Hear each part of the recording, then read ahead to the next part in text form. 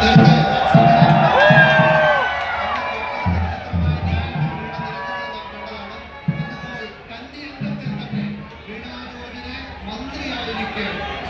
പട്ടണത്തിൽ അഭിവർത്തി തോൽപ്പിച്ചിരിക്കുന്നു. അങ്ങനെ UDF വിജയം. വിടാനൂരിന്റെ എംഎൽഎ ഓഫീസിന് താഴെ അഭിവർത്തി MLA എന്ന ബോർഡ് കൂടി സ്ഥാപിച്ചിട്ടുണ്ട്. UDF ഏറെ മധുരതരമായ മുന്നേറ്റമാണ് ഈ ഘട്ടത്തിൽ അഭിവർത്തിയുടെ അത് വിജയത്തിലെത്തുമെന്ന് നമുക്ക് പ്രതീക്ഷിക്കാം. അവിടെ ശ്രദ്ധേയമായ ഒരു കാര്യം വരും, കുമ്മനം രാജശേഖരൻ എന്ന് പറയുന്ന BJPയുടെ അധികായനാണ് മത്സരിച്ചത്. പക്ഷേ കുമ്മനത്തിന്റെ പ്രകടനം ദയനീയമാണെന്ന് പറയാതിരിക്കാൻ കഴിയില്ല. 9 റൗണ്ട് എണ്ണുമ്പോൾ 30,000-ത്തിനടുത്ത് അഭിവർത്തി വോട്ട് നേടിയപ്പോൾ അതിന്റെ പകുതി 16,802 മാത്രമാണ് കുമ്മനം രാജശേഖരൻ നേടാൻ കഴിഞ്ഞത്. അദ്ദേഹത്തെ പോലൊരു മുതിർന്ന നേതാവ് അവിടെ മത്സരിച്ചിട്ടും അതിദയനീയമായ പ്രകടനമാണ് പ്രതീക്ഷിച്ചതിൽ നിന്ന് ഈ ഘട്ടത്തിലെത്തിയിരിക്കുന്നത്. കപ്പൽ മുങ്ങി, ഈ കപ്പൽ ആടി ഉലയുകയില്ല. പക്ഷെ കപ്പിത്താനിന് മുന്നിൽ കപ്പൽ മുങ്ങി.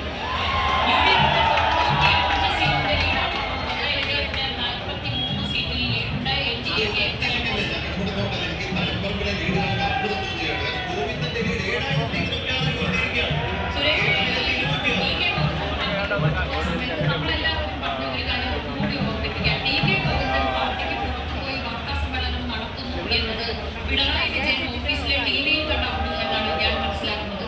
അത്രയും അദ്ദേഹത്തിന് ആ കാര്യം അറിയാൻ കഴിഞ്ഞില്ല എന്നുള്ളതാണ്. പി ശശിയാണ് അദ്ദേഹത്തിന്റെ ഓഫീസിൽ ഉണ്ടായിട്ട് പോലും. അപ്പോൾ കണ്ണൂരിലെ പാർട്ടിയിൽ എന്താണ് നടക്കുന്നത്, യഥാർത്ഥത്തിൽ എന്താണ് സംഭവിക്കുന്നത്, ഈ ജനരോഷം എന്തുകൊണ്ട് ഉണ്ടാകുന്നു എന്ന് പിണറായി വിജയൻ ഇപ്പോഴും മനസ്സിലായിട്ടുള്ളൂ എന്ന സംശയമാണ്.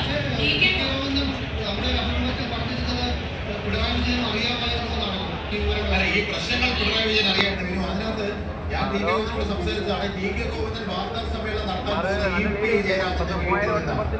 3:20 നടക്കുന്നത് EP ജയരാജന്റെ വീട്ടിൽ നിന്നാണ്. EP ജയരാജനെ വിളിച്ച് TK ഗോവിന്ദനെ വിലക്കണമെന്ന് പറയുമ്പോൾ അവസാനത്തെ വാർത്താ സമ്മേളനത്തിന് മുന്നോടിയായി വിഘടിച്ചു പോകാനുള്ള തീരുമാനം വരെ ഇത്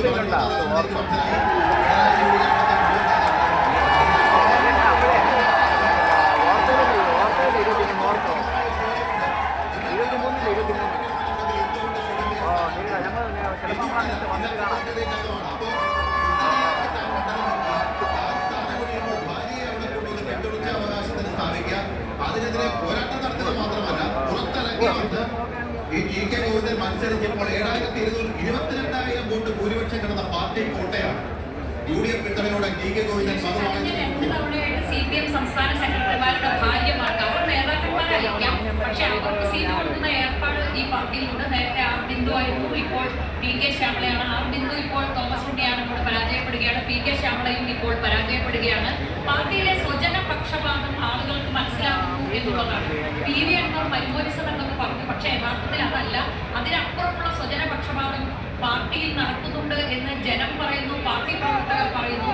അതിനപ്പുറമുള്ള അധികാര പ്രവണത അതിലുണ്ട്, ഏകാധിപത്യ പ്രവണതയുണ്ട്, അതിനോട് പറ്റിച്ചേർന്ന് നിൽക്കുന്ന ആളുകളുണ്ട്. സോഷ്യൽ മീഡിയയിൽ കാണുന്ന ആരാധകർ അധികാരവർഗത്തോട് ചേർന്ന് നിൽക്കുന്നവരാണ്. വാഴ്ത്തുപാട്ടുകൾ മാത്രം കണ്ടുപോകുന്ന നേതാക്കന്മാരുണ്ട്. യഥാർത്ഥത്തിലെ ജനവികാരം ഇവർക്ക് മനസ്സിലാക്കാൻ പറ്റിയിട്ടില്ല.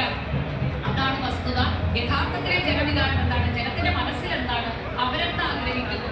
ജനവികാരത്തിന് പുല്ലുവില കൊടുത്ത് പല നടപടികളും ഉണ്ടായി എന്നുള്ളത് കൊണ്ട് ഈ തിരിച്ചടി വന്നു. അത് പ്രതീക്ഷിക്കുന്നു. ജനത്തിനത് അറിയാമായിരുന്നു, എന്നത് മാത്രമാണ് ഇതിലെ വസ്തുത. ഇപ്പോൾ തന്നെ പലരുടെയും പ്രതികരണങ്ങളിൽ മുസ്ലിം ലീഗിന് അഭിവാദ്യമെന്നും മുസ്ലിം ഏകോപനമെന്നും എല്ലാം കാണുന്നു.